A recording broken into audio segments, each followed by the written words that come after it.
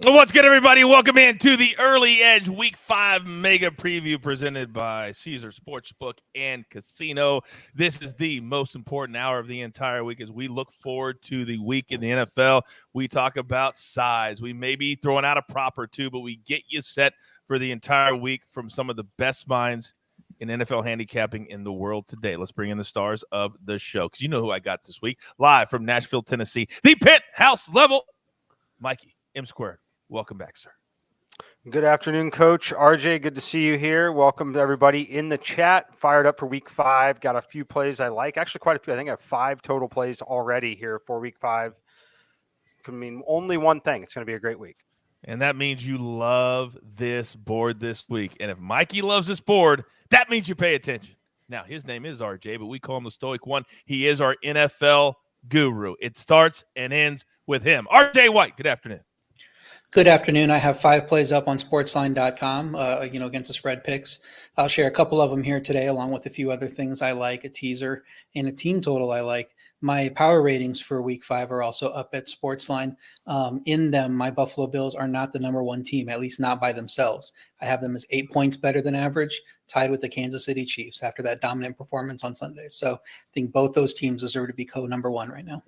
And for all of you who are watching, if you are Sportsline members, then you get all of that RJ just said because you're a member. If you are not, I'll do you a solid. Use a promo code EARLY. I'll give you 30 days for free. You can try us out, try out the articles, simulations, everything. And you get RJ and Mikey, everything they do at Sportsline as well. Come join us. The water is warm. Now, on this show, we break down every single game of the week. There is Thursday Night Football. There is a London game this week. There are 9 1 o'clock games, 3 at 4, and then, of course, Sunday Night Football and Monday night. So, gentlemen, we've got no time to waste. Let's jump right into it. And, Mikey, I'm starting with you because the Colts are traveling to Denver on Thursday. It's a rubber meet the road game for both teams. Denver currently laying 3.5, and the total sitting at 43.5. Will the real Denver Broncos or Indianapolis Colts, Mikey, please stand up? Yeah, one of them needs to, for sure. And both teams potentially in troublesome spots. Obviously, it's a short week for both teams here, but injuries in the backfield. We know Javonte Williams out for the season for the Broncos. They've had a ton of trouble with Melvin Gordon fumbling the football of late. Doesn't seem to be a lot of trust there. A lot of Boone in the backfield. It's going to be a lot of Russell Wilson. But for me, this one right now, it's on the Jonathan Taylor news. That's kind of where this one hinges. We just got a report about 30 minutes ago that he still thinks he's going to be able to play in this game. I'm a little cautious and skeptical on whether or not he actually is going to play. If you are in the camp that thinks he plays, I think you take 3.5. I know Denver does have a pretty good home field advantage overall, but it's definitely one of those games that projects as a field goal game. It really comes down to what you believe Russell Wilson has left, right? Do we see vintage Russell Wilson when they're in more obvious throwing situations? I love the weapons that he has, but he just hasn't been very good so far this season. So I'm not playing anything on it right now. The only lean that I have, which sounds a little crazy because what we've seen in some of the Denver games, I lean towards the over while it's at 43 right now. I believe this number should be 44 or 45. So that's where I'm going to lean. I think that if Jonathan Taylor ends up sitting, we already know on the Broncos side, we're going to see more throwing of the football from them. If Taylor's out, we see more throwing of the football from Indianapolis, keeps the clock stopped a little more, more opportunities for big chunk plays. So I lean towards the over. I make this one at 45, but that's all I've got on this game. It's all about the information, ladies and gentlemen. If you watched our show last night, Mikey told you, George Kittle, all the numbers too low.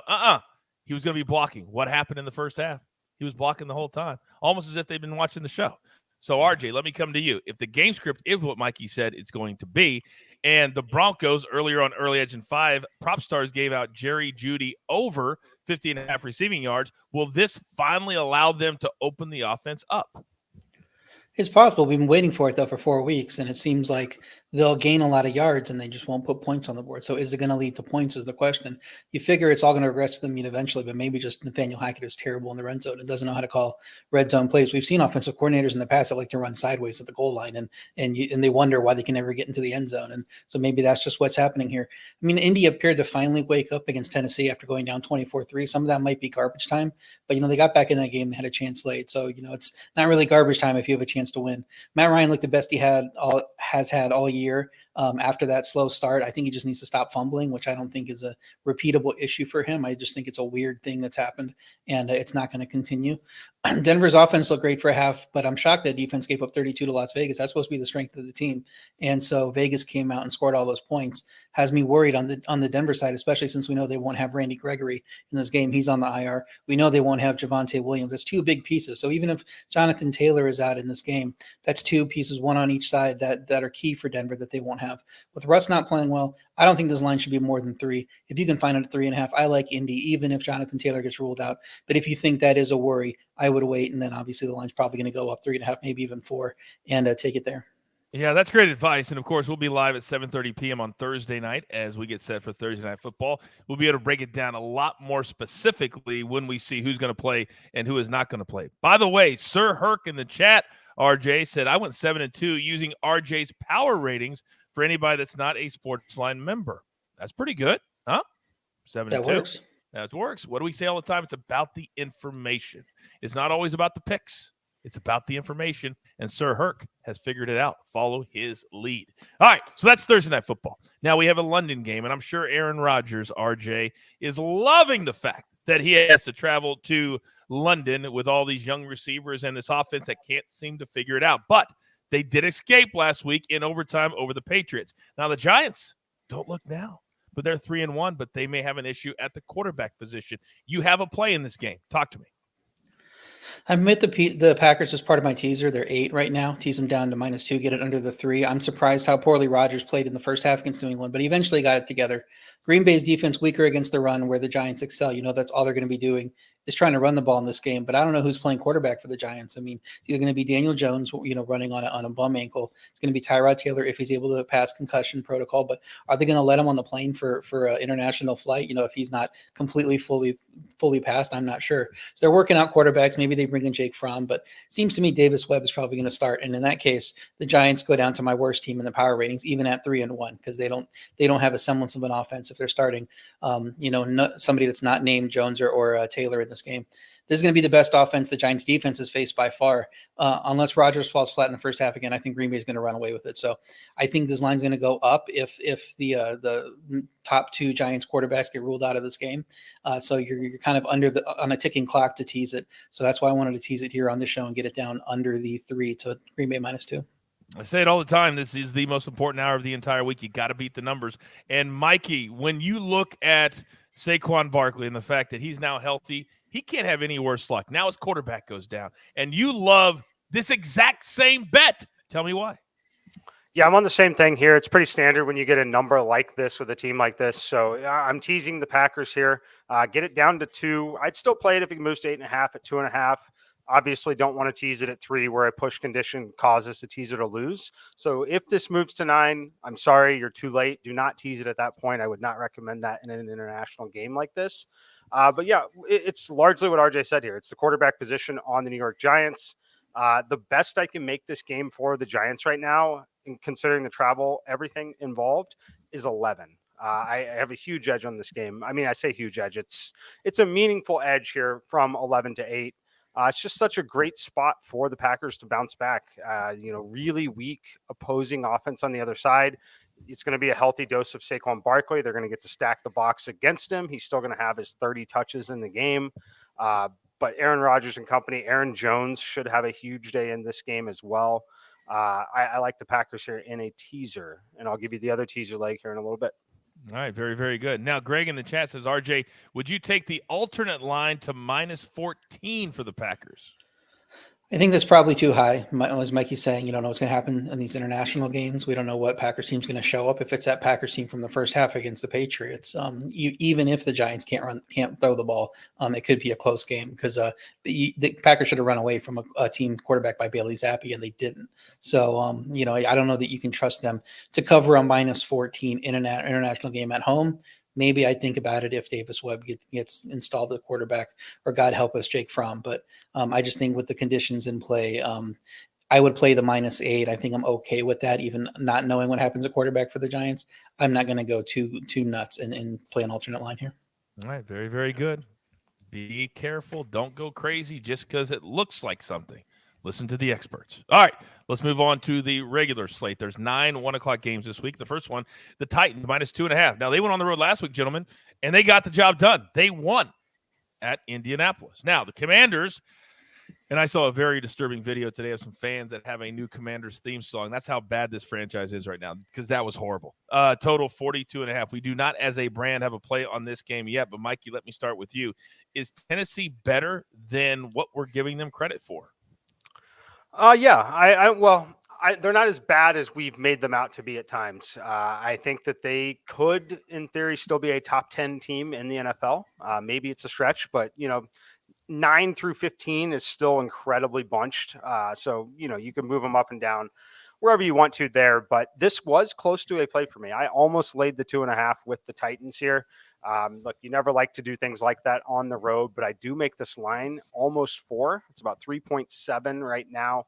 Going to wait it out just a little bit, see if someone wants to buy on the Commanders at home. Typically in this spot, that's where you see the buying. You see the home dog get bet at this point, looking for a bounce back spot on here. So I lean Tennessee in the game. I think they've got just enough weapons. I think they can do just enough. And on the other side, things have been so bad that I do think this is a game where Tennessee can scratch out a win. My only worry is Tennessee finds themselves in these weird games that come down to a 1 point, 2 point. So when I'm laying, really anything with them on the road in this particular spot, it's not super comfortable. But the simulation does tell me that there is a little value on the Titans here at -2.5. I'm trying to figure out, Mikey, and RJ, I'm going to come to you, because last week we had the same thing. The Cowboys had a really low number, 3, 3.5, 3, 3.5. We're like, wait a second. Dallas is so much better than this Washington team, and they were playing at home, and they end up winning by 15 points. So it was what we thought it was, and the line was way off. They're just not a very good team, and I know they're now at home, but this seems a little bit low to me. Tell me why it's not. Well, I have the power ratings at -3.5, so I'm kind of on the side with Mikey here. That said, I am not looking to play the Titans at -2.5. The look ahead was a pick 'em, and I think it's tough for Tennessee to win back-to-back games on the road here, even against bad teams, because Tennessee isn't that good either. I don't think they're bottom of the barrel bad, but you don't see these mediocre, middling teams going out and just rattling off road wins, back to back. I said last week that I had the Colts as a 0 in my power ratings. I had the Titans as a -1, but I was not confident you could flip them. And I would be like, okay, that sounds right to me. And that's exactly what I did coming out of that game. Flipped them. I took Tennessee in that game, not really reading too much into the power ratings. And I think this side, I might want to be on the Washington side and hope it comes to 3. I think if this is a case where you're fading the Titans when they're stock high, coming off of 2 wins, you're buying the Commanders at the lowest possible point. I'm interested to see what that pass rush does against these Tennessee tackles with Taylor Lewan out. Even if Chase Young isn't back for this game, Montez Sweat could wreak havoc on that offensive line. So I think that could be in their favor. Tennessee's defense, 30th in pass yards per play, looked mediocre against Matt Ryan for the majority of that game. So if the Washington offense can get it together at all, I think that they could have a decent game here. So my lean would be to Washington. I wasn't confident enough to put it in a teaser because I think you could still get the very bad Washington game and they lose even to a Titans team that might be middle of the road, 31-10 or something. That wouldn't shock me either. But I do think that's probably the way I'm leaning after the line was pick them on the look ahead. And I don't think that these teams have opened up a 2.5 point gap between them over 1 week. And you never want to bet with hope. And when you have a mediocre or bad team, you're hoping that they play well so they keep it within 8. You never want to bet with hope. Love both of those takes. Now, this next game, very interesting because it's your favorite team, RJ. And I heard Mike Tomlin say today, he says, we understand that starting Kenny Pickett in that environment is going to be difficult. In that environment, we know what he's going to face. He kept saying that environment. So, Pittsburgh, their newest franchise quarterback, and if we know anything, guys, about this franchise, he's going to be here, God willing, knock on wood, his health, 10 to 15 years. But it starts this week. And Buffalo's laying 14, total sitting at 47. Mikey, let me start with you. What do you like in this one? I like the under in this game. I think this number is too high at 47. I truly would open the number at 43.5. So I'm very, very curious here. I get why. I get that this Buffalo team is more than capable of scoring 40 points on their own on their home field. That's always the worry here in this spot. So understand that when I'm playing this under 47, I'm certainly going to have a close eye on it and will potentially be live betting it depending on how it's going in this spot. But look, I don't expect much from the Pittsburgh Steelers offense here. I expect Buffalo to be able to dominate the time of possession. I also expect them to be somewhat content with just getting a win here on their home field. I at least expect them to chew clock, right? When they're leading late in this game. It's a huge spread. I'm not touching the spread. I think that it's Buffalo wins this game by 17 points probably. That said, I'm not going to touch it as things can get very, very tight here. 14 is a massive, massive number. But I think the Steelers defense is good enough to provide just enough resistance, and there's not a ton of motivation from Buffalo in the second half to run at a huge, huge pace. So I'm going under here. Again, I think it should be 43.5 is where it should be. So let's go under. I love it when we have a couple of different plays on a game that actually make sense and fit together and are very correlated. And RJ, everything that Mikey just said, you believe also, but for a different bet. What do you like? Yeah, I can see Buffalo covering a big number like Mikey. I could see Buffalo scoring enough to ruin the under, which is what Mikey was talking about. I cannot see Pittsburgh's offense covering the team total of 16.5. So I like under 16.5 for Pittsburgh's team total minus 115. I just can't see Pittsburgh's offense scoring much versus even a beat up Buffalo defense because they played well versus two good offenses the last 2 weeks, even with all their injury issues. Buffalo's offense wasn't as good versus Baltimore as they were the previous week, but there's obviously no worries about them. They should come in and have a good game, especially with Steelers defense struggling without TJ Watt being able to rush the passer. And then Alex Highsmith, who actually has been one of the better pass rushers in the league over the first 4 weeks, picking up an injury in that game last week. So if he's limited or unavailable for this game, I mean, I don't know how they get any pressure on Josh Allen. And if you let Josh Allen do whatever he wants, he could go out and score 40 points in this game. So I wanted to like the under here like Mikey, but I think the Buffalo could score enough to ruin it. I just don't see how Pittsburgh gets to 17. So that's why I took their team total under 16.5. You can definitely see a scenario where if they get going early, it just snowballs like it does in Buffalo, and it can be points really, really quick. But I think I agree with the both of you that it's going to be Bills get in, Bills get out, and let's move to week 6. All right, now, next game, a 1 o'clock game. And this one also kind of a rubber meets the road type of game, gentlemen. The Chargers last week, well, they looked really, really good compared to what they looked like the week before. But the Browns, again, showed that they can play for like 3 quarters or so and then let it slip at the end to the Jets. So we don't have a play yet as a brand, but RJ, let me start with you. Do you think the Chargers, based off what you saw, if everybody's healthy and they won without everybody being healthy, are as good as people said they were before the season started? Well, the Chargers are fixed, right? I mean, the line's -3. Look ahead was -1.5. They beat Houston, which, is a huge accomplishment. Congratulations on that. And now they're fixed. So I do not get this number at +3. I think Cleveland is the right side. I have hold it off putting a pick on it because I'm crossing my fingers we can get 3.5. I actually think Cleveland might deserve to be favored in this game. The Chargers defense is 31st in rush yards per play. Cleveland's offense has 170 plus rush yards in all 4 games. We know they're coming into this game wanting to run the ball, and the Chargers have not been able to stop the run yet. Cleveland's defense allowed only 7 completions to Atlanta. And so they just did not play the rush very well on their end. Well, the Chargers' rush offense is last in yards per play, 2.74 yards per play. So they can't run the ball, even with a good running back in Eckel, or Sonny Michel just plunges into the middle of the pile and falls down. So if Cleveland's defense can do that, then you like them there. And I feel much better about them if Garrett or Clowney are able to come back and provide some pressure against the 6th-round rookie left tackle, Jamari Salyer, played really well in his first game. Thank God that they didn't put Storm Norton out there at left tackle and get Justin Herbert even more injured than he already is. They put the rookie out there and he actually played well. We'll see if he can continue that, especially if he gets up against some better pass rushers. Cleveland's taken a lead into the 4th quarter in all 4 games. They just haven't been able to finish them. We know that ridiculous Jets game. They could have beat the Falcons. They didn't hang on there. And this is a tough travel spot for the Chargers after they were at Houston last week. Then they got to go back on the road at the Browns. I think we're putting too much stock into the Chargers at -3, a team I really like before the season. And then I have a lot of futures on them doing well, but I don't think they should be favored in this game. So the Browns are going to be a play for me. I'm just going to cross my fingers we can get 3.5. Yeah, because the Browns in Atlanta last week, they really physically, Mikey, were the more physical team, but for some reason they can't finish. So if you're a bettor at home, because everybody has their favorite teams to bet on, what is the biggest issue that you're seeing with the Browns finishing and ultimately covering? I mean, some of the decision making, the Jets game, you can throw that out. That's a win still. It's unfortunate. It's stupid, but they won that game. They should have won that game. Yeah, just it had a rough start. They're still playing Jacoby Brissett, obviously, but I think the team is better than this. I definitely agree with RJ in this spot. There's no way to make the Chargers -3 here. I could argue for -1. I can't get to -3, considering the travel spot on the road here and their weakness, right? Their weakness plays into Cleveland's strength big time. Nick Chubb's going to have an absolutely monster day. I can tell you already, I'll have a same game parlay on that game with a Nick Chubb alternate rushing total and Cleveland plus 10.5. Absolutely love some of those spots. So that's the way I'm going to attack the game as of now. If for some crazy reason it goes to 3.5, yeah, give me a lot of Cleveland exposure here.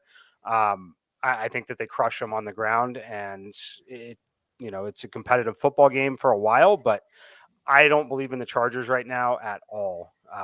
And Herbert in that situation, still one play away from season being over there. Really, really, I truly believe that. I mean, I guess everyone in the NFL is technically a play away from the season being over, but I truly believe that on the Chargers side here. So give me the Browns or nothing in the game, but it's going to be a same game parlay candidate for me.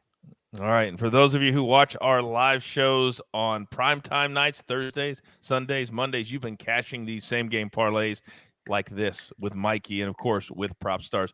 Real quick to backtrack, RJ, I'm coming back to you. Chat question.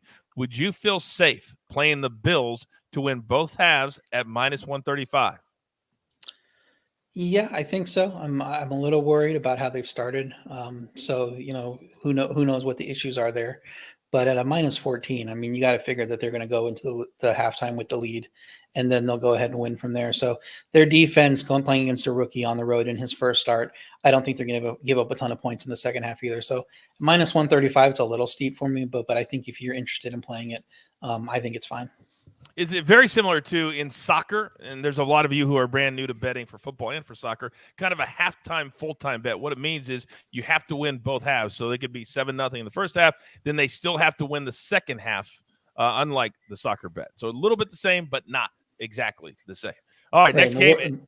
The worry there is they're up 27-3 at halftime, exactly. and they pump the brakes, and Steelers win the second half 10-7. That's exactly right. That is the worry, and they are fast starters. So maybe a first half bet would be something that Cody, you would like to do if you feel so inclined. So let's move on. NFC North. And this division so far, you got the Lions, who are fun to watch. Can't stop anybody. They're an over machine. You've got the Packers. We don't know. Maybe the best team in the division. Then you have these two. The Bears on the road in Minnesota. The Vikings coming back from London. And I don't know where the decision was or when it was made that they said the London teams no longer get the week off, but they don't anymore. How much, Mikey, do you think that's going to play in this week? I mean, I think it has some impact. I think it's a little overstated, personally. So I'm not putting a ton of weight into it, especially in this particular matchup. If it was a different matchup for the Vikings, I'd be a little worried. But I like Minnesota here. I think it's a pretty friendly number at 7. I haven't played it. Don't know if I'm going to end up playing it just because of that factor and because it's Kirk Cousins still. But yeah, I can't get to backing the Bears in any scenario, really. So I think the number is mostly appropriate. I make it 7.8, almost 8 points. I think others definitely make it higher, but I'm not going to play it. If I were to play it, I would probably look to some of the team total unders on the Chicago side, similar to what RJ's doing with the Steelers against the Bills. So that's how I'm looking at it for now. But I do lean Vikings. All right. So Mikey does not have an official play yet on this game, but RJ, you're already at a point where you are making an official play on this game. Who do you like? I'm one of those others Mikey's talking about. I think this line should be 10. If Chicago's actually bad, and I think they are, I have them matched for being the worst team in the league when the Giants have a quarterback, which Giants are my number 32 team this week just because of their quarterback situation. Minnesota has a solid home field. Chicago's defense can't stop the run, and it's hard to mount a second half comeback if you can't get the ball and you can't stop the run and the other team's just running the ball down your throat. Chicago also can't protect Justin Fields. 23.9% sack rate. That's almost double the next worst team. Like, no wonder the pass game is just DOA and just not playing at all. I wouldn't throw the ball either if I couldn't protect the quarterback like that. Minnesota, you mentioned the thing coming back from UK. I think they give teams the option, and the Vikings wouldn't want to take their bye here in week 5 and then have 12, 13 weeks to play and then go into the playoffs, and they hope to be a playoff team. I think they wanted their bye a little bit later. So I'm actually a fan of what they did on their quick UK trip, going over on the Friday and flying over and sleeping on the plane coming Saturday. I wasn't a fan of it for that game, but they were able to win. I'm a fan of what it does for them in this game. Coming back helps this week. The players' body clocks didn't adjust. They should be back on their normal time a lot easier than the Saints would be for their game. So I think that they're not going to face any ill effects of that game. It was just a little bit longer business trip than usual, turned around, came right back home, and it's back to business as usual for them. So I think this game should be 10. I have Minnesota -7 as a best bet. And for those people who may not know, most NFL teams, they go in on Saturday when they're playing here in the States, and then they're right back home on Sunday night. So they spend one night on the road normally when they have an away game here in the States. All right, now the next game should be fun, but I have no idea what's going to happen. The Patriots are down to quarterback number 3, who looked actually pretty capable coming in relief last week in Green Bay. So the Patriots are actually favored by 3 over the Lions. The total currently sits at 46.5. And RJ, I'm coming back to you. We have been banging this over every single week, and it has not been close. Last week, going north of 90 against the Seahawks. Is the over the play right now? Well, Bailey Zappi is no Geno Smith. So if Bailey Zappi's playing this game, I don't want any piece of the over, and I don't think the Patriots should be laying points with him. I know they kept that game close, but he didn't look particularly well. They didn't do hardly anything with him. I think he threw like 16 passes for less than 100 yards. A little Justin Fields type performance there. Even Detroit's defense being 31st in yards per play, and they are 32nd against the run. So I think New England's just going to work around their quarterback issues by running the ball over and over and over again. And Detroit, if Zappi is the quarterback, should be putting 8 in the box and saying, okay, go ahead and make the throws you need to do down the field to beat us. New England's defense struggles against the run too, and Detroit's offense is number 1 in yards per play and rush yards per play, really driving that offense, running the ball. We saw that Jamal Williams had a big game last week. I don't know that they lose. Obviously, you want DeAndre Swift in there, but it seems like the offense can still run as much as they want to with Jamal Williams as the feature guy. Despite the score in that game, New England didn't play Green Bay that close, I think, in the game. I think it was just Green Bay struggling early. New England got that defensive score. If you could tell me they'll get a defensive score in this game, I would like them. But -3, I think Detroit's probably going to be the play. Just waiting to see if Mac Jones has any chance to play in this game. Because if Mac is back, then yeah, let's go over the total of 46.5. But if it's Zappi, I like Detroit +3. I always like when I come on Tuesdays because I get so excited. I'm ready to put all my money on the over. Oh, this quarterback looked great. And then my experts remind me, oh, there's a full week to prepare, Mikey. There's a full 7 days to get ready for this rookie. So do you see this game playing out the same way that RJ sees this playing out? Yeah, I'm not touching the over now at this point. I know we've been all over the Lions. Great over team so far. Still not the best environment for them to play in. We love them when they're playing at home in a dome. Not the case here playing on the road at New England. That said, I can't make the case for New England being favored. The only thing that I would give some caution to is seeing them at 3. That tells me that maybe there's a chance Mac Jones plays. Otherwise, I don't know how they're in -3 in this game. It should be a pick 'em. I'm not ready to bet on Bailey Zappi here, so I'm not going to play anything. The other thing that's interesting on it is we've seen this total drop a little bit to 45.5. That tells me it's probably Bailey Zappi, and you probably want to stay away from it in this spot. So I'm not touching this game. While the Lions have been an over machine, this would not shock me if this game ended up being a 20-17 ugly victory one way or the other. I want no part of it right now, but if you said, Mike, I need you to make a play on it right now, I would take the Lions +3. Okay, very good. And I would do what Mikey always tells me not to do and buy the half point to 3.5. But earmuffs, Mikey, earmuffs. All right, now, next game. And I don't know this. So I'm going to ask you, Mikey or RJ, if you know. The schedule makers told Seattle, well, you're going to go to Detroit, and the next game you're going to play in Louisiana. Now, did they go all the way back to Seattle? Do we know that? Or I don't know. We don't know. Boy, this is a tough, if they had to, this is a tough 2 weeks traveling all the way to Detroit, back home, then all the way to Louisiana and back home. So the Saints are currently favored 5.5, the total 45.5. We have no plays as a brand yet on this game, but RJ, let me come to you first. The Saints did not look that good last week. The Seahawks did in scoring 48, and Geno, I don't know how many more weeks we've got to give him credit for playing until we say, okay, he's serviceable. He's serviceable. Talk to me. Yeah, the Seahawks upgraded a quarterback this offseason, so congrats to them. They did the smart thing, trading the guy that they had and getting a ton of picks for him, and then they found the best quarterback in the league in Geno Smith.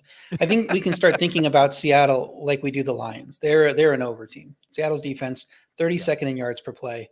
There are 2 Denver goal line fumbles from allowing 27-plus points in 4 straight. They just artificially low in that game because of those goal line fumbles by Denver. Seattle's offense, 3rd in yards per play, top 5 in both rush and pass. Geno is Pro Football Focus #1 quarterback right now. I know Geno isn't the best quarterback in the league. He's playing like it, though. He's done some things. If you look at the stats that have come out from that game that no quarterback has done over the first 4 weeks of the season, just incredible stuff from him. New Orleans offense had 5.9 yards per play last week without Jameis Kamara and Michael Thomas. That tells me that Dalton is able to run this offense. Chris Olave is capable of being a #1 receiver, and they can get things done offensively if they need to. I was always on the train of you should play a healthy Dalton over a hurt Jameis, give him time to get healthy. So I hope that that's what they do in this game here, because I think if they do, it's going to go over the total. And my lean is over 46. And I want to love Seattle with catching 5.5, but is that tough travel spot at Detroit last week, like you were saying. So if we're okay with their travel, if we find out more about their travel and we're fine with it, I think Seahawks are a solid play. But right now I'm looking to the over. Okay, we'll keep our eye on that for Sunday's 12 p.m. Early Edge Live. Mikey Pooh Bear in the chat says, with the Saints' slow offensive starts, do you play anything first quarter or first half? I won't personally, just because, especially first quarter. I mean, you could play first quarter totals if you want to. I would not play first quarter sides, just because it's very random in terms of who's getting the ball first with the coin toss.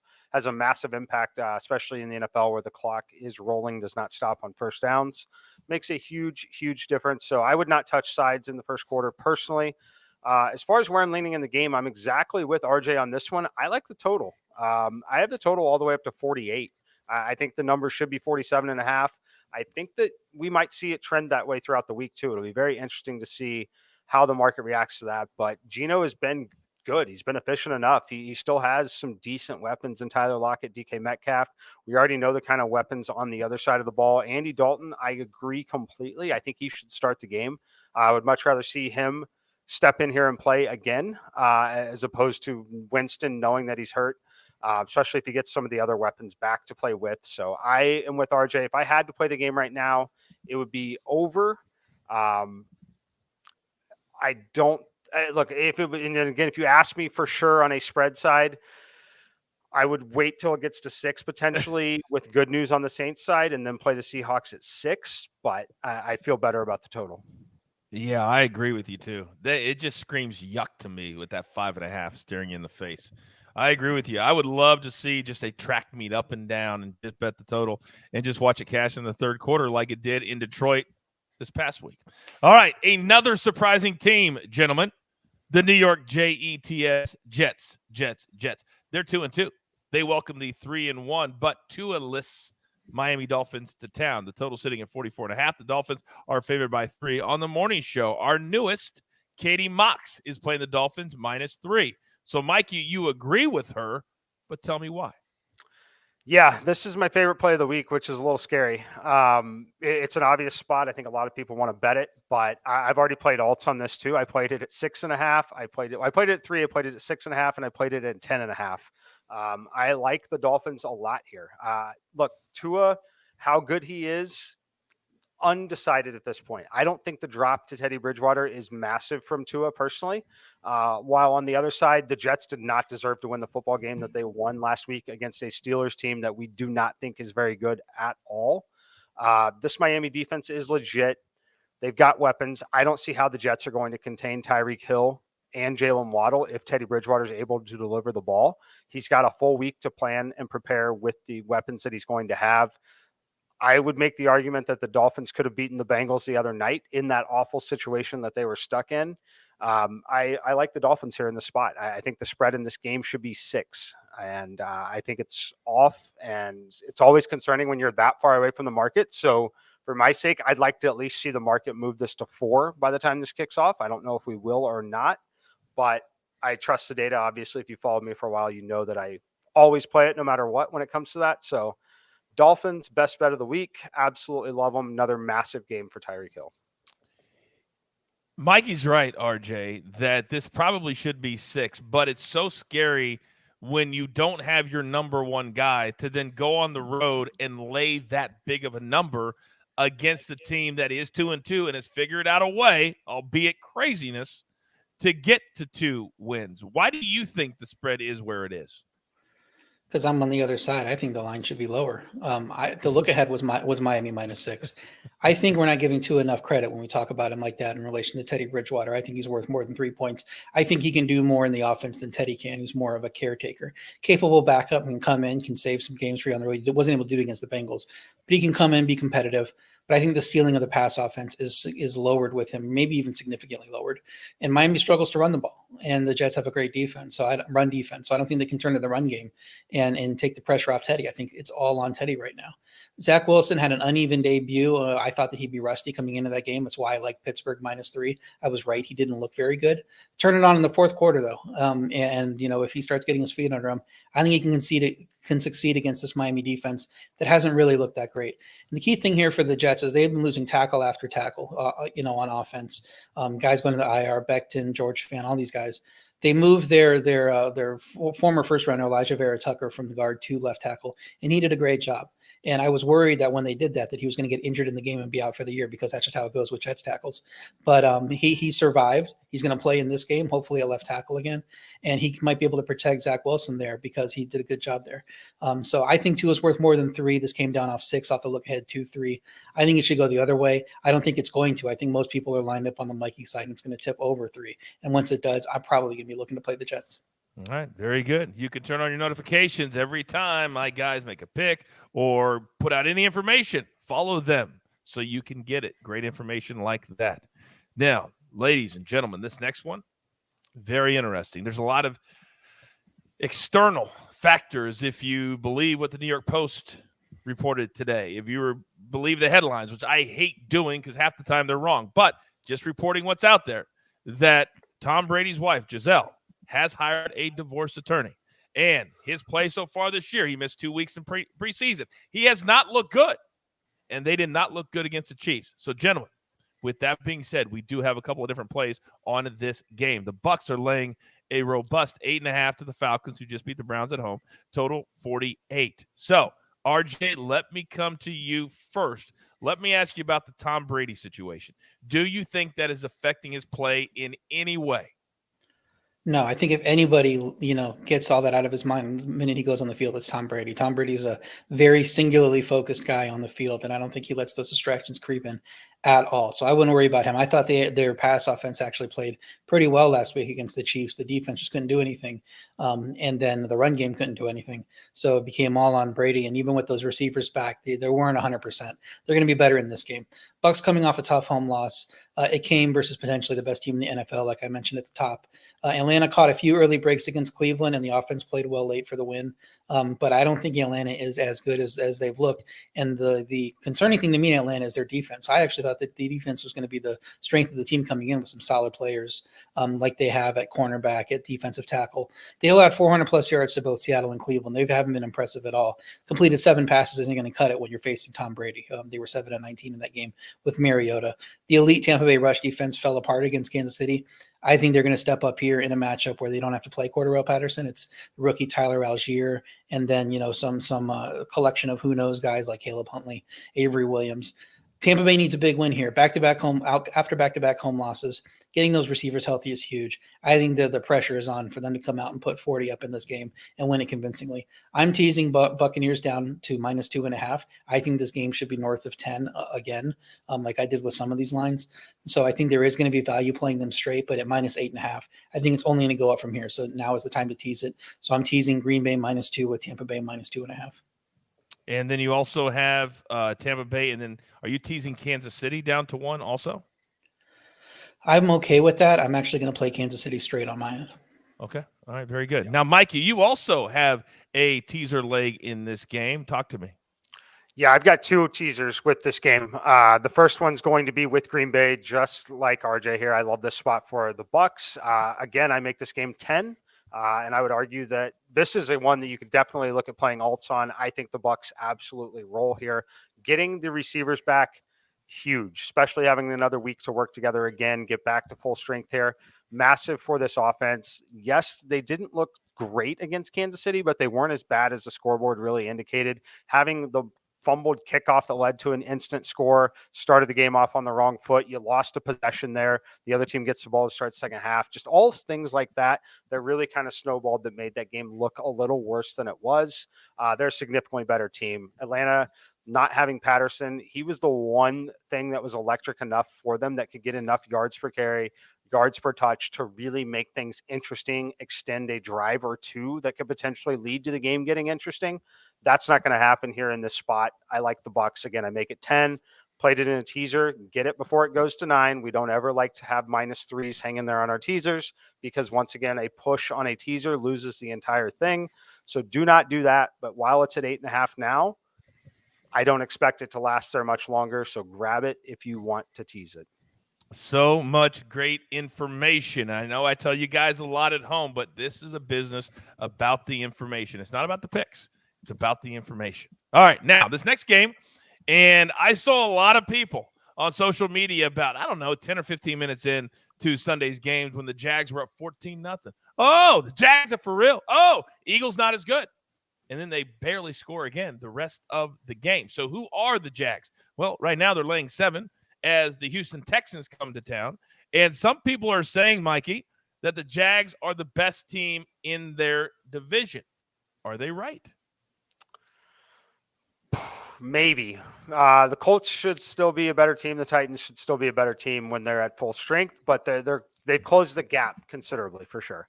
As far as this game here, I don't have a ton to say about it other than both of these teams are negative. They're neither one of the, like Houston's one of the worst teams in the league, if not the worst. At 7, I don't want any part of laying it here in a division game like this. So I understand why you would want to. I make the game 6, but I'm not eager to go play the Texans at +7 either in a road game like this. So I'm not going to play it. Wish I had more to offer you on it, but it's simply a game that's just crossed off for me. I have no interest in it. We tell people all the time, you don't have to bet every game. And RJ, the chat is saying, don't overthink it. Just play the Jags -7. What say you? Think about that. What a world. Don't overthink it. Play the Jacksonville Jaguars -7 against an NFL team. But it might be justified here. I'm not taking the Texans either. I have the line at -7. Trevor Lawrence had a terrible game against Philly, but he's not going to fumble 4 times very often. That's something that'll regress to the mean. It's just that Philly defense is so good that they're knocking the ball out, and then that's just something that happens with quarterbacks from time to time. The Houston offense, not actually terrible, 6.5 yards per play against the Chargers. They just need to start having some early success. They can't be falling behind in these games and then putting it all on Mills to catch up here. Houston's defense not doing anything well right now. I think the Jacksonville offense can carry the day here. Good game for James Robinson, bounce back game for him, playing in a positive script. I would lean toward Jacksonville -7. I'm typically not one to tease 7s a little bit. I'm more skittish on that than Mikey is, but I think this line should probably go up a little bit. So if you want to tease them down to -1, I'm kind of okay with it in this sense. All right. Very good. Aaron in the chat says, not a game I would want to touch, really. LOL. Aaron, we all 3 agree with you. We don't want to touch this game, and we probably will not. All right. Now, those are the 1 o'clock games. There are 3 4 o'clock games this week. And this is also a very interesting game, gentlemen. 6.5 is the spread. Total sitting at 42.5. I, full disclosure, lost 2 showdowns on the Rams. They're dead to me. And the 49ers had two really big plays that led to that victory on Monday night. But a short week and traveling all the way to Charlotte. RJ, let me come to you. Are the 49ers the team we saw last night? Well, you said 42.5. You can get that. Play the under right away. I mean, I had I had 39.5, and I was still leaning under. It's 39 now that we have on the graphic. That's a very low total, but I have no confidence in Carolina's offense. So you see a 6.5 point spread. You see a total of 39. You see a home dog. You probably want to play the home dog. I don't know if they get to 10 points in this game. That San Francisco defense is number 1 in yards per play. And I'm also, though, worried about San Francisco's offense on the road in a cross-country spot with their issues at left tackle with Trent Williams being out. I think 6.5 is a fair number, just in a normal matchup with these teams in power ratings. But because of it's the road team favored, it's a low-scoring game, I'm not really thinking about playing 49ers here. So if I had to lean anything, I would lean to the under if it's 39.5. 39, I'm kind of just staying away from this game. Mikey, Matt Rule did something you can never do. He publicly said, well, if I were the fans, I would boo me too. So you know what's going to happen on Sunday. They're like, oh, I have carte blanche to boo. And he's telling his kids, this is part of life. He's telling his kids, you just got to take it. I have a feeling it's going to be another. If it starts ugly, it could get uglier within the stadium. Do you think that affects this game at all?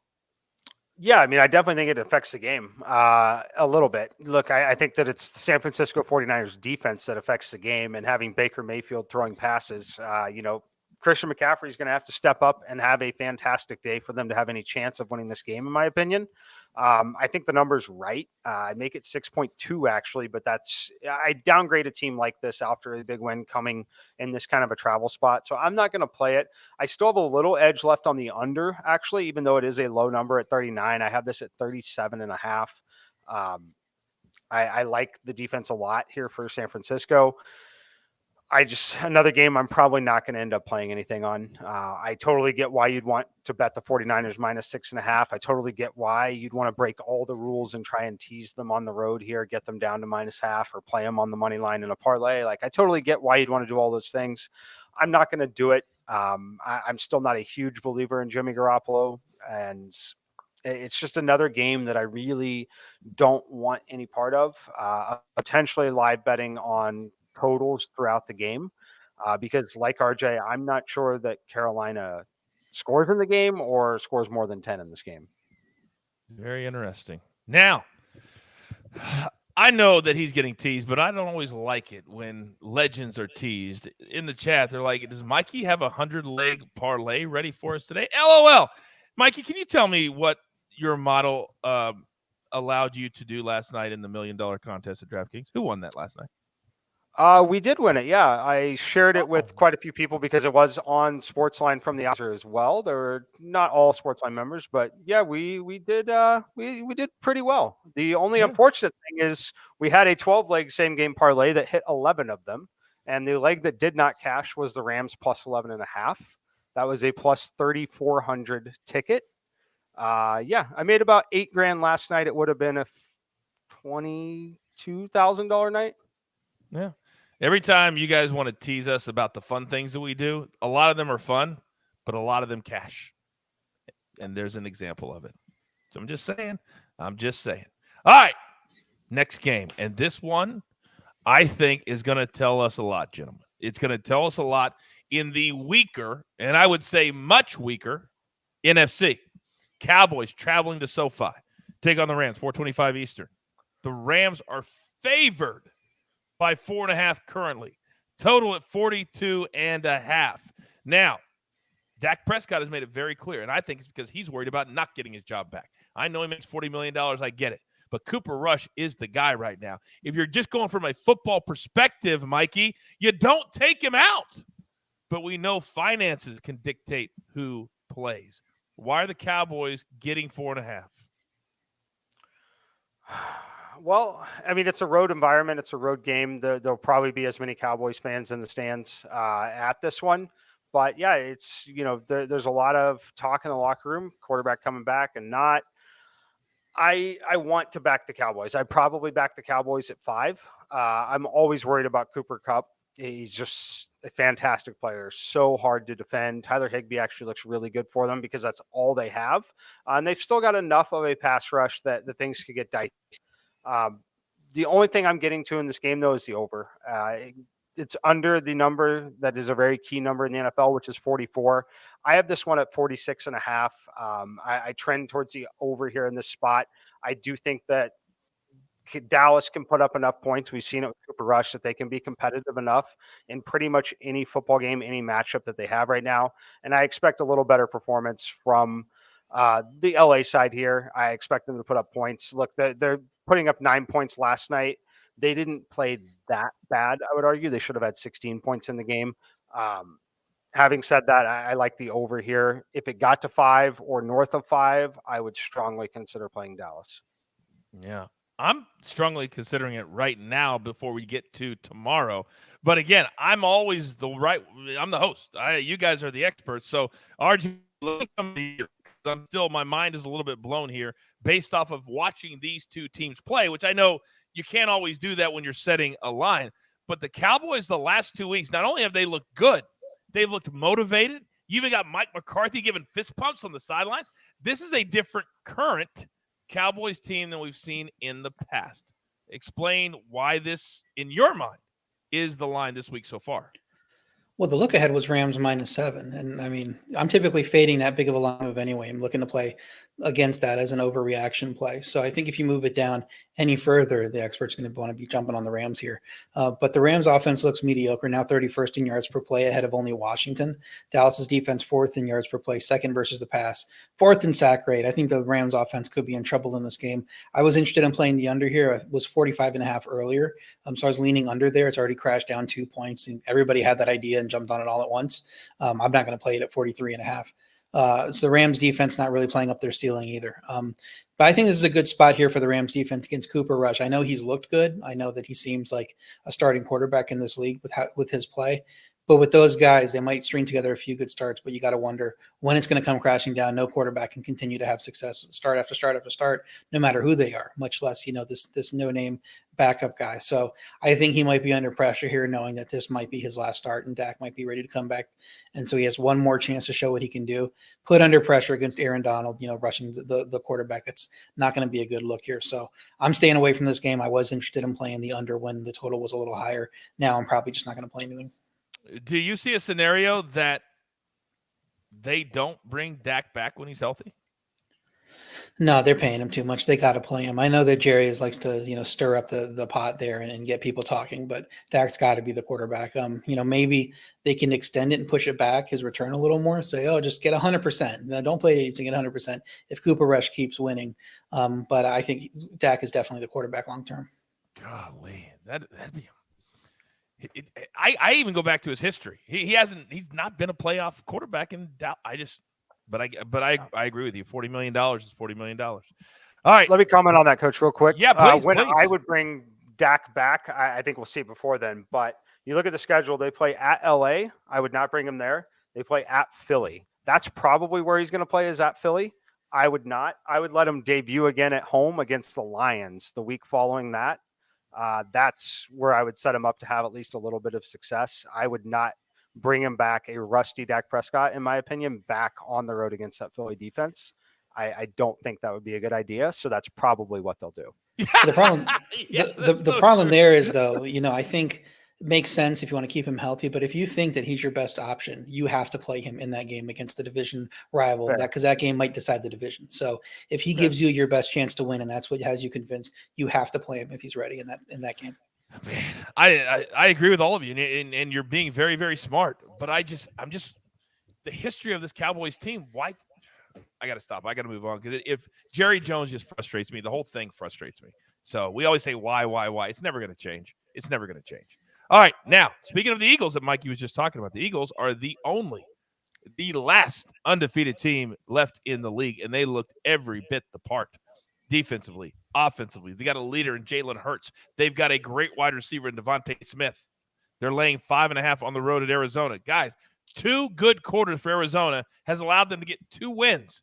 But other than that, we're seeing Kyler Murray fight with his head coach, scream at his head coach. His coach looks like deer in the headlights, can't get plays off. but somehow they're 2-2. So I don't know how to look at this game. RJ, start us off. Yeah, the Arizona defense coming off a good game on the surface, but that could be more just playing Baker and company. They're still 27th in yards per play. Philly's number 1 in pass yards per play. I think they'll throw all over this defense. Arizona's offense only 29th in yards per play, despite the easy win, 30th in pass yards per play. Philly's defense struggled against the run in week 1, but they've been better since creating turnovers. Maybe the offensive line injuries for Philly matter a little bit. We saw Mailata leave that game, saw Malo, the guard, leave that game. But this is just not a tough matchup. Arizona's defense, 32nd in sack rate. So I think Philly wins pretty easily here. My lean would be Philly -5 in this game. Mikey, the Eagles have looked great on both sides of the ball because you're always looking DFS props. Is this a game that you think we can find some edges on as far as players are concerned? Yeah, I think so. And I think it's going to be on the Arizona side, to be honest with you. I like Arizona in this game. I'm hoping that we get this at 6. I only expect it to move that way later in the week personally. So I'm holding out on it. I like Arizona +6, though, believe it or not. This is the first real road test of the season for the Eagles. They are traveling, obviously, cross country, different start time. Not really worried about the different start time like we do with the West Coast teams traveling east. But you look at their schedule so far, and yes, they've been really good, right? But they beat the Lions by 3 in Detroit in a dome in a controlled environment. They beat the Vikings. Very unclear how good the Vikings are, right? They beat the Commanders. We know the Commanders suck. We don't even count that as a road game. It's a short bus ride. Doesn't really count. They hang on to beat the Jaguars by 8 after a really, really, really slow start. Now they have an actual road test where they go to Arizona. They have the travel element for the first time really of the season. I think it's a little bit of a letdown spot, as you know what they have on deck next. They travel back home to face the Cowboys in a game, like RJ said, that could potentially decide the division. Kyler Murray's still talented. The team is getting a little more healthy here. I like the Cardinals backdoor cover here. Kyler Murray doing his desperation act that he's so good at times. I think that they ultimately end up covering, especially if this gets to 6. I think the Eagles might escape with a win, but I think it's a field goal either way. Every time that you count Kyler Murray out and say he's not worth $230 million, then he has a finish like 2 weeks ago. And then he has a finish like last week in Carolina where he looks great in the fourth quarter.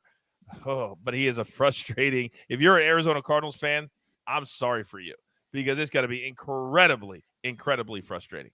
All right, 2 more games to get to, then we're going to get the hell out of Dodge. But don't forget, we've got primetime shows on Thursday, on Sunday, on Monday, counting down to all of these games. Now, gentlemen, AFC North battle. And this could be a game that ultimately decides the division. We don't know. Bengals on the road, Ravens laying 3, total of 48. Mikey, I'm coming to you. I've been very critical on social media about the Ravens, all of them, including Lamar Jackson, because he's not at fault. They could be so much better. Their record should be so much better. They've taken a lot of heat this week for the decision-making against the Bills. Where do you think this Ravens team is at, laying the 3? Look, it's a tough place to play, right? For a visiting team, it's a visiting team that's familiar with it to some extent, but it's a tough place to go in and win a football game. I like the Ravens here in this spot. I was hoping that we'd see the market react the other way and hang at 2.5. I understand why it's not. I actually think it probably moves to 3.5 before kickoff in this game, but I do make the Ravens -4.2 in this spot. So just trending that way. I think they're the better team. I think Lamar Jackson is still dangerous enough in these kind of games. And what I've not been impressed with at all is Joe Mixon. He's been incredibly inefficient. That Cincinnati team, I'd like them a lot more if they went away from Joe Mixon a little bit and kind of open things up. And potentially they will in this spot. But my lean right now is Ravens -3. The total fascinates me here. We have to watch the weather always in Baltimore. But this primetime game like this, I lean over on this total. I have this one at 50.5. That's where I think the market should be on it. I like that you're getting it right now at 48.5, under that number of 49. So my 2 leans here, Ravens and over in what could turn into a massive shootout here on Sunday Night Football. Yeah, RJ, that's kind of where I was going to go with the next question was the Bengals seem to be getting their offensive act together. They seem to be mixing it around. Burrow seems to be getting healthy, but that was against a Dolphins team that was fighting with emotions, losing their quarterback. Now this week they go on the road. Where do you think Cincinnati is at?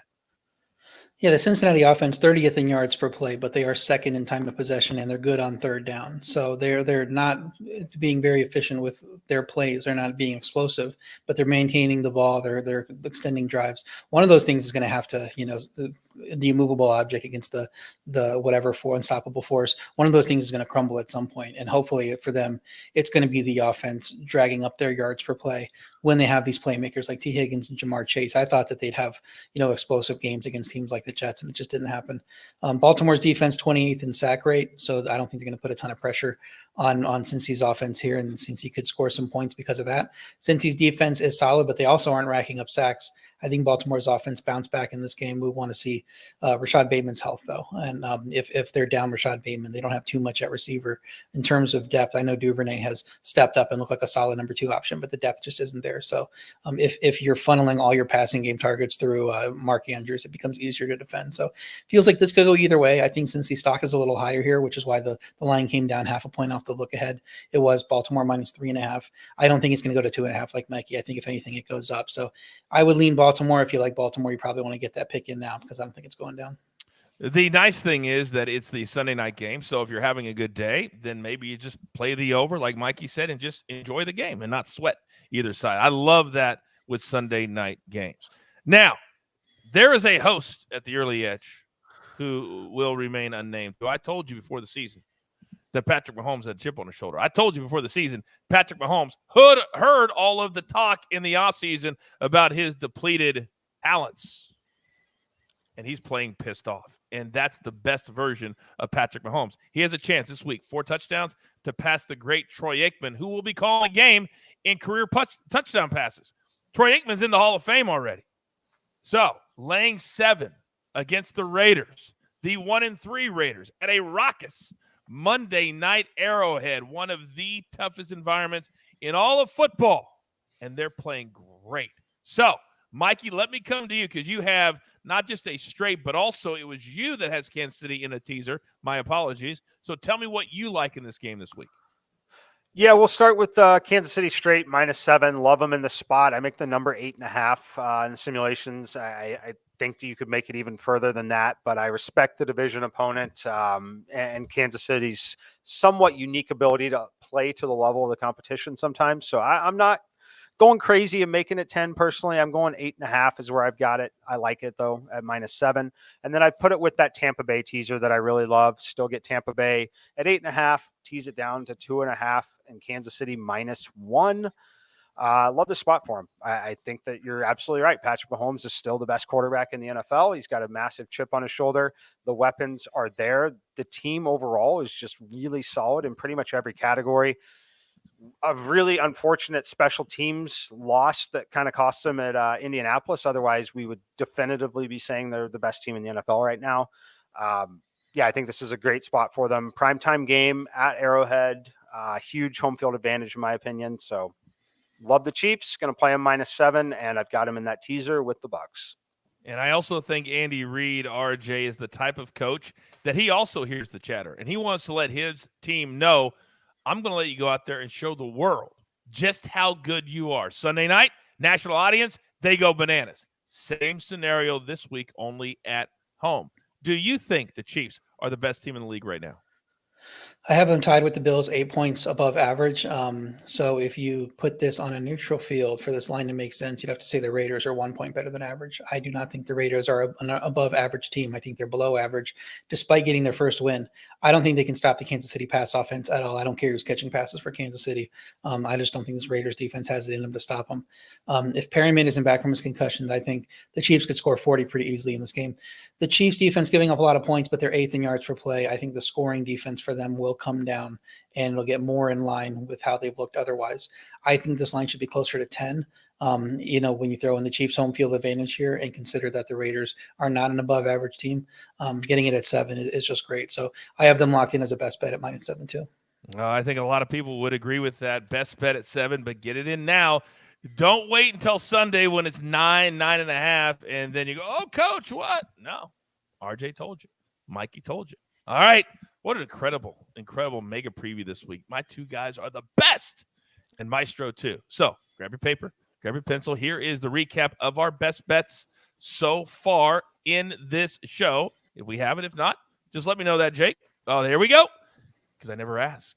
All right, Mikey's on the Chiefs. Dolphins -3, Steelers, Bills under 47, then a couple of teasers. Packers -2, Bucks -2.5, and then the Bucks and the Chiefs. And remember, in teasers, getting them in early is paramount because line movement changes everything. Then the stoic one, R.J. White. He's on the Vikings -7, also on the Chiefs. Steelers team total under 16.5, and then he also has the Bucks in a teaser with the Packers. A reminder, our college football mega preview on Wednesday, our Prop Shop Twitter Spaces on Thursday, and then, of course, our primetime shows Thursday, Sunday, and Monday. We never stop. We haven't missed a day since December of 2020 because we grind, and we grind for all of you at home. So with that being said, there's only one thing left to do, and I believe you know what that is. It's time to recap our best bets, brought to you by Caesars Sportsbook and Casino. Just one more time if you didn't get it done. So, Mike, if you don't mind, go through your best bets. All right, Coach. We're Kansas City Chiefs -7. I make this number 8.5, and I could argue that it should be higher. Love their home field advantage. Love everything they have here, and I do not think the Raiders are capable of using Devontae Adams correctly yet. Miami Dolphins -3. Absolutely love this play against the Jets. I think the Jets have been very, very, very fortunate to have 2 wins on the season here. Love the Dolphins. I don't think they have any chance. The Jets, I don't think they have any chance of slowing down Tyreek Hill and Jalen Waddle in this game. Still, Steelers and Bills under 47. I think this number should be 43.5. I don't think the Steelers put up enough points to get this one to the over, as I think the Bills are able to kill the clock in the second half. And then I've got some teasers here. Packers -2 and Tampa Bay Bucks -2.5. And then the Bucks teased with the Kansas City Chiefs on their home field, bring that number down to -1. That's exactly right. Our Week 5 NFL Mega Preview recap is brought to you by Caesars Sportsbook and Casino. R.J. White, what do you have, sir? I like the Vikings to cover -7 against the Bears. I think the Bears are one of the worst teams in the league, despite their record. I think the Vikings are an above-average team. I don't think an above-average team should be laying only 7 points at home to one of the worst teams in the league. I think that line should be 10. The Chiefs, I have at -7. I think that line should be close to 10 too. Chiefs look like the best team in the league. I have them tied for first in my power ratings with the Bills at 8 points better than average. So if a team's going to be 8 points better than average, the team they're playing, for them to be -7 at home better be pretty good. And I don't think the Raiders are that good. I like the Steelers team total to go under 16.5 at -115. I believe Kenny Pickett is going to struggle in his first start on the road against a very good Bills defense, where the injuries that have been to that team have not really mattered that much. They've still played very well the last 2 weeks against 2 of the better offenses in the league. The Steelers offense is not even close to one of the best offenses in the league. I don't know how they get to 17 points. I have a teaser for the Packers -2 and the Bucks -2.5. Even though the Packers aren't at home, I think if they're playing a third-string quarterback that the Giants will probably play in that game, they should run away with it. Love getting them under the 3 and only having to win by 3 to cover that teaser. And then the Bucks -2.5, coming out angry after getting embarrassed by the Chiefs last week. I think they're going to take it out on the Falcons, who lost their best running back and won't be able to run the ball as well in this game. So Bucks and Packs are going to win their games pretty easily. Pretty easy teaser to get them both under 3 here. I absolutely love all of those plays early on in the week, and a reminder that the weekly NFL Mega Preview brought to you by our good friends at Caesars Sportsbook and Casino. Now, there is only one thing left to do, and I believe you all know what that is. You've got your marching orders. Let's take all of these NFL tickets straight to the pay window. For my entire crew, love them all. The stoic one, R.J. White, M Squared, and of course, Jake the Snake on the 1s and the 2s. I am the coach. Set those notifications. Don't miss 1 second of our content when it comes on. Right here at the Early Edge. Good luck.